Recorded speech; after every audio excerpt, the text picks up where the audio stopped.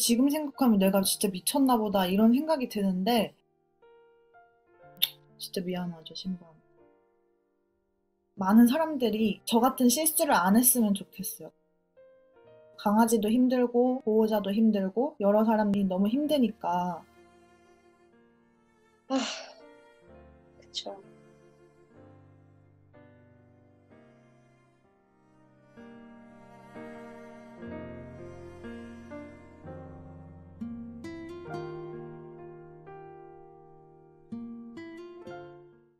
신바의 히스토리를 공개적으로 어떻게 이런 용기를 내셨는지 다른 분들이 엄청 기대를 많이 하고 계세요. 어떤 마음으로 큰 결정을 해주셨을까요? 많은 사람들이 좀 알았으면 좋겠다는 마음이 진짜 큰 것 같아요. 제가 반려견이 처음이라서 이것저것 진짜 많이 했어요. 4개월, 5개월령부터 유치원을 보내버렸어요.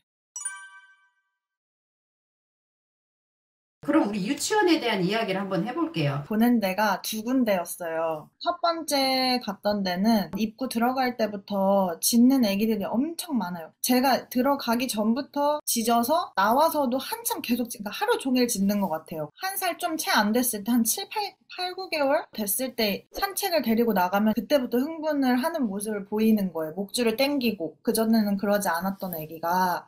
그래서 이제 집 앞에 거기는 뭐 훈련을 해주는 데래요. 교육을 뭐 해주는데. 두 번째 유치원은 교육도 병행하는 곳을 보내신 거죠? 5, 6회 정도 보냈을 때 신발을 데리러 가면 신바 혼자만 저쪽으로 분리시켜서 얘가 거기서 미쳐 날뛰는 거예요. 신바가 다른 애들한테 너무 공격적이라서 그렇대요. 거기는 전문 훈련사들도 상주하고 있고 막 이런 곳이었는데도 신바가 다른 강아지나 사람이 들어오면 너무 공격적으로 펜스를 뛰어넘고 이렇게 해서 어쩔 수 없이 그렇게 해놨다. 그래서 그냥 거기도 안 보내게 됐거든요. 신바가 몇 개월령이었죠? 1살 반 정도 됐을 때예요. 그러면 본격적으로 교육적인 부분으로 내가 무언가를 해야 되겠다 하고 서서히 시작하게 된 시점이 1살 남짓. 아니요. 근데 저는 4, 5개월 그때부터 분리불안 방문 훈련을 그 아기 때 받은 거예요. 4개월 된 애기인데 방문 훈련을 받았는데 어떤 솔루션을 제공을 했을지. 방석으로 올려보내는 거. 분리불안과 방석 위로 올라가는 거는 어떤 연관성이 있는 교육인가요? 제가 이해한 바로는 방석으로 올라가서 보상을 주면 그곳을 편안한 곳으로 느낀다. 그래서 제가 없어도 편안한 곳이다라고 생각한다. 지정된 위치를 설정을 해줌으로써 해서 아이가 편안함을 느낀다. 틀린 말은 아니에요, 사실. 그런데 문제는 어떻게 트레이닝을 시켰느냐가 진짜 중요하거든요. 지정된 공간을 편안하게 여기게 하는 훈련이 아니라 그 위에 올라가서 기다리를 시킨 개념인 거죠. 매트 위로 올라가가 전부인가요? 배운 게?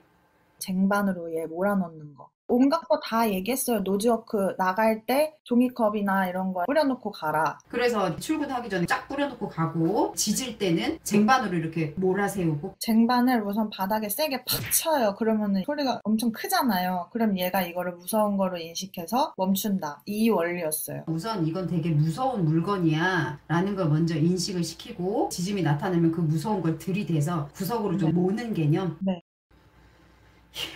이때가 4, 5개월인 거죠. 그쵸. 강아지들한테 특정 소리를 내서 위협을 하는 게 처음에 으! 하는 소리만으로도 위협적으로 느끼기 때문에 하던 행동을 멈춰요. 그럼 대부분 보호자님들이 이 방법이 맞구나 라고 착각들을 하시고 벽을 한번 쾅 친다던가 문을 한번 쾅 친다던가 뭐 이러면 일시적으로 효과가 있는 것처럼 중단이 되거든요. 습관적으로 활용을 하시면 내성이 생겨요. 근데 그런 방법들을 제가 하다가 말았어요. 왜냐면 그닥 효과적이지 않았고 저는 진짜 신박 4, 5개월 그 아기 때 흰머리가 날 정도로 진짜 너무 스트레스였거든요. 얘가 혼자 집에 못 있는다는 것 때문에 쟁반으로 쳐라 뭐 이런 건 들리지 않았고 그냥 얘가 집에 혼자서 얌전히 잘 자고 있는 게 가장 우선이었기 때문에 결국에는 방문 훈련도 신뢰하지 못하고 유치원을 보내게 된 거죠. 방문 훈련을 먼저 받고 해결이 되지 않으니까 첫 번째 유치원에 갔는데 거기 있는 아이들은 거의 종일 짖음이 있는 아이들이었고 아이들은요 다른 아이가 혼나는 걸 보잖아요. 그럼 똑같이 강화가 돼요. 눈으로도 다 학습을 하기 때문에. 그래서 아마 이쪽 유치원에서 불안감을 많이 학습했을 거예요. 갑자기 생각난 게 있는데 둘째 강아지를 데려오면 얘는 괜찮다 이렇게 된 거예요. 그분이. 되게 위험한 발언이잖아요. 왜냐면 분리불안이 아니고 공간에 혼자 남겨져 있는 걸 못한다는 거예요. 고립장애? 맞아요. 고립장애예요. 맞아요. 둘이나 키울 여력이 없는데도 불구하고 진짜 그 말을 믿고 달리를 데려왔는데 근데 똑같았어요, 사실은. 그래서 이제 둘을 유치원을 호감 등록하기 전 갔던 센터, 거기를 제가 결정하게 된 결정적인 이유가 친구 강아지들하고 운동장 대관을 해가지고 놀러 갔어요. 근데 직원분이 문으로 나오는데 신바가 뛰어가서 물었어요. 그전에는 사람을 물고 이런 행동을 전혀 한 적이 없는 앤데 거기에서 제가 너무 충격을 받아서 그 센터를 가게 된 거죠. 그런데 생각해보면 처음에 분리불안이라고 생각했던 그 착각에서 시작돼서 나비 효과처럼 너무 커진 거예요. 사람을 무는 강아지까지 된 게. 그게 너무 안타깝고 그래서 공격성이 있든 짖는 행동을 하든 흥분을 하든 문제 행동을 발현시켜서 고치는 개념은요 잘못된 접근이에요. 목줄을 짧게 발로 밟고 아이를 못 움직이게 해놓고 자극물을 계속 아이 앞에 노출을 시켰다면 무엇을 가르치고자 했던 걸까요? 둔감하라고 얘기했어요. 거기 별거 다 있어요. 킥보드, 우산, 배달하는 철가방 다 하나씩 막 이렇게 하면서 둔감하라고 했어요.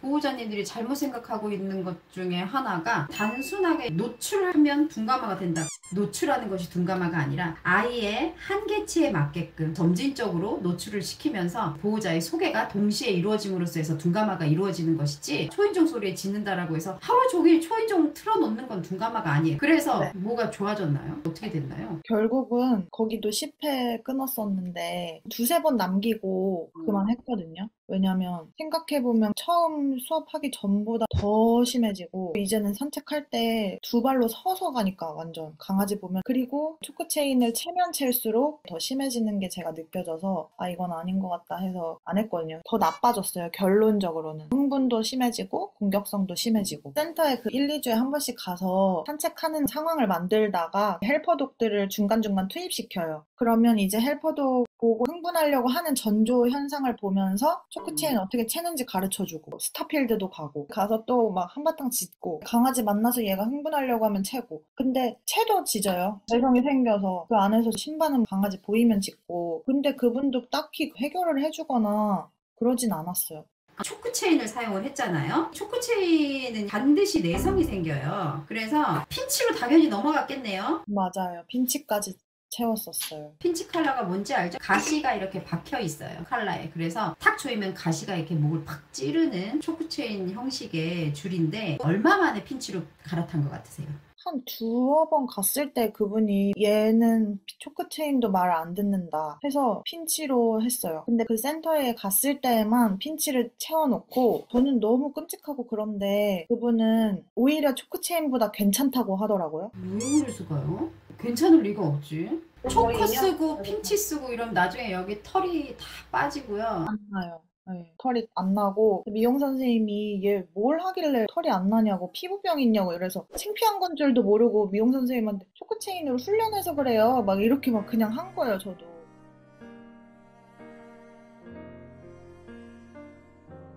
생각하면 진짜 미안하죠, 신발. 그때는 그게 잘못된 거 모르니까. 2, 3회 정도의 핀치를 썼는데 7회까지 신반을 핀치로 바꿔서 교육을 하는 거예요? 핀치를 거기서 바꿔서 쓰고 초크도 쓰고 그러면 신발은 계속 초크체인 써야 되냐 그랬더니 완화되면 목줄로 바꾸라고. 그래서 두 개를 갖고 다니래요. 초크체인하고 일반 목줄하고.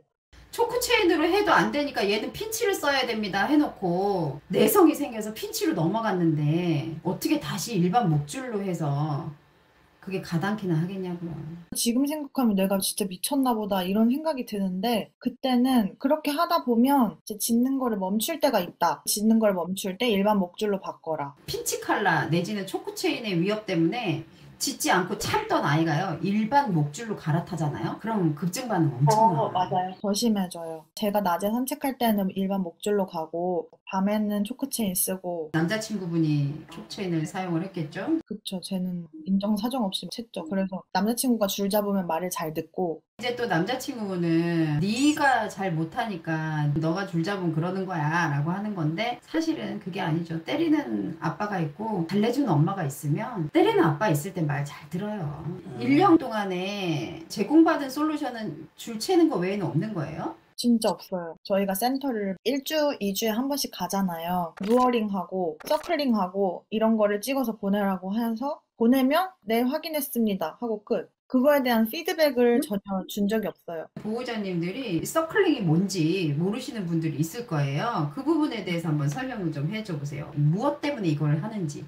저한테 집중시키게 하려고. 배우기로는 강아지를 제 몸 안쪽에 놓고 가운데 의자 같은 걸 놓고 계속 간식으로 유도를 하는 거죠. 그리고 저보다 앞으로 나가거나 저의 몸 바깥으로 나가면 얘를 다리로 치는 거예요. 블로킹을 하면서 도는 거예요. 그러니까 걸어 다니면서 블로킹 하는 거예요.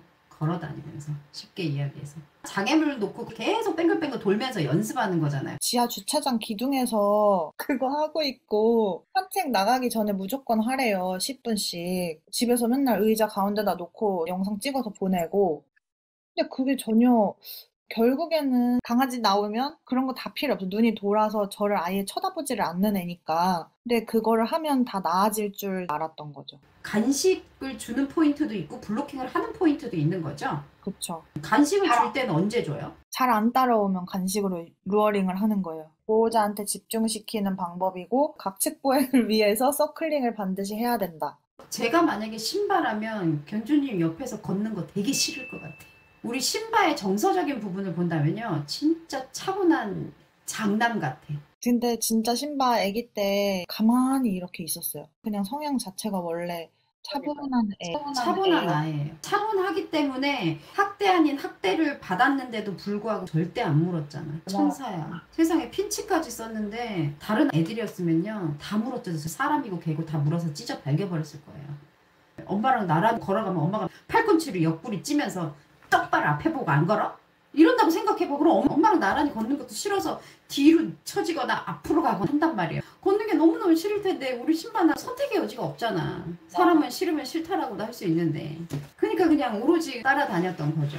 그러면 7번의 수업, 약 1년 동안 배운 게 이게 다네요? 네, 맞아요. 초크체인 채는 거랑 산책 가서 얘가 흥분하기 전 앞으로 갔다가 세게 채라. 그것만 계속 가르쳐 줬어요.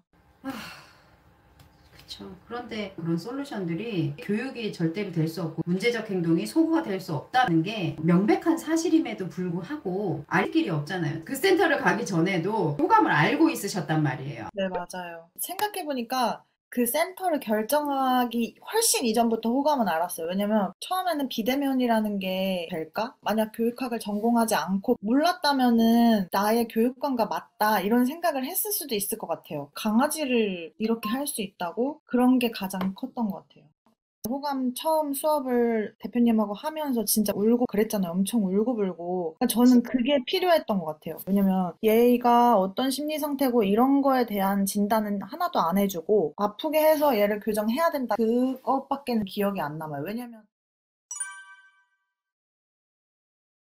7회 수업이 끝나고 나서 얼마 있다가 호감 등록을 하신 거예요? 1년 반에서 뭐 2년 정도? 처음 시작했을 때 마지막이니까 이것까지 해보고 안 되면 다 포기하자.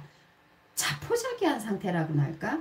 그러면서 어느 순간에 걔들도 이렇게 인지교육을 하면 되는구나. 이걸 조금씩 느끼면서 호감교육에 대한 신뢰도가 올라간 게 저도 느껴졌거든요. 제 마음도 편해진 게 가장 우선 좋아요. 더 이상 통제하지 않아도 되고, 그리고 뭔가 내가 해야만 한다라는 강박이 좀 있을 거예요. 얘가 짖으니까 뭘 해야 되는데 뭘 해야 되지? 근데 지금 호감교육 하면서 오히려 하지 마세요 하니까 그냥 내려놓게 되고, 내려놓으니까 온전히 신발 한번 관찰해보자 라고 하잖아요. 그럼 아이들이 스스로 조절하기 시작한단 말이죠.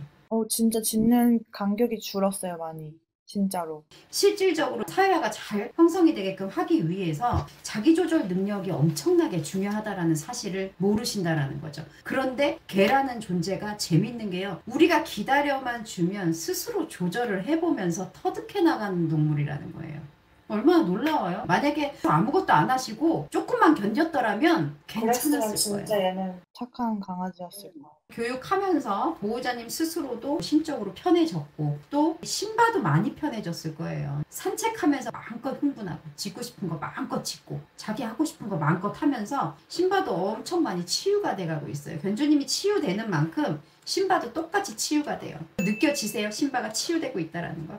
우선 신바의 표정 자체가 달라졌어요. 다르게 보여요. 편해 보여요, 얼굴이. 그리고 불안한 모습도 많이 없어지고 졸졸 쫓아다니고 무조건 제 살 부대고 있고 이랬던 앤데 지금은 그냥 자기 방석에서 눈으로만 이렇게 쳐다보고 좀 서운하지 않으셔? 처음에는 진짜 서운해. 쟤 왜 안 쫓아? 막 이래. 뭐야 그랬는데 지금은 쟤도 쉬는 거구나 지금. 저를 계속 쫓아다니면 제가 나갔을 때 얘가 또 불안하고 문제 행동을 일으키고 이게 계속 악순환이니까 저는 그런 걸 되게 많이 느끼고 있어요. 지금 사실 5회밖에 안 되고 기본 교육만 하고 있는데도 제가 느끼기에는 되게 많은 변화가 있다고 생각하거든요. 문제 행동을 기반으로 변했나 안 변했나를 판단을 하면 변한 게 없어요. 맞아요. 사실. 병원 갔을 때 엄청 짖은 거 보고 남자친구는 많이 참여를 안 했으니까 똑같네 뭘 또 이렇게 바로 바뀌지 않는다. 얘가 지금까지 쌓아온 게 3년인데 어떻게 이게 한 달 반 만에 바뀌겠냐. 우리 신바가 너무 좋아진 것 같아요는 문제 행동을 기준으로 보지 않았기 때문이에요. 그리고 우리 교육도 아이의 문제 행동을 기준으로 보지 않아요. 갖고 있는 불안한 감정을 기준으로 공부를 해나가고 있는 부분이기 때문에 불안한 감정이 없어지려면요. 불안하다라고 크게 외쳐야 돼요. 우리가 슬픔을 이겨내기 위해서는 슬픔을 토해내야 돼요. 엉엉 울면서 토해내고 나면 후련하잖아요. 불안한 것도요. 불안하다라고 소리치고 무섭다고 지져보고 이것들을 다 해야 후련해지면서 그게 치유가 되는 거거든요. 그걸 지금 우리 신바가 하고 있는 거예요. 짖고 싶을 때 마음껏 짖게. 그게 치유가 되고 있다라고 우리는 볼 수가 있겠죠. 점점 좋아질 거니까 너무 걱정하시지 않으셔도 됩니다. 남은 시간 동안에 지금처럼 열심히 화이팅 하면서 잘 한번 가보자고요. 오늘 너무 고생하셨습니다. 감사해요. 분들도 앞으로 우리 신바 교육 진행하는 스토리를 업로드 할 예정이니까 신바가 마음의 치유가 되는 그 과정을 응원해 주세요.